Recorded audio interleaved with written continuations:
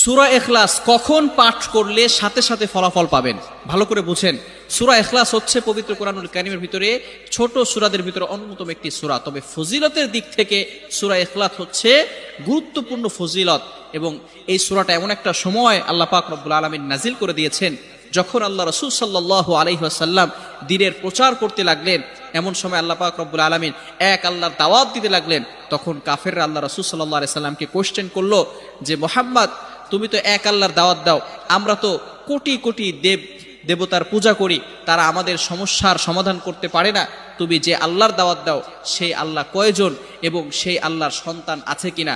সাথে সাথে আল্লাহ পাক রব্বুল আলামিন এই কাফেরদের প্রশ্নের উত্তরে আল্লাহ রাসূল সাল্লাল্লাহু আলাইহি সাল্লামের কাছে এই সূরাটি নাজিল করলেন, কুল হুয়াল্লাহু আহাদ আল্লাহুস সামাদ লাম ইয়ালিদ ওয়া লাম ইউলাদ ওয়া লাম ইয়াকুল লাহু কুফুয়ান আহাদ।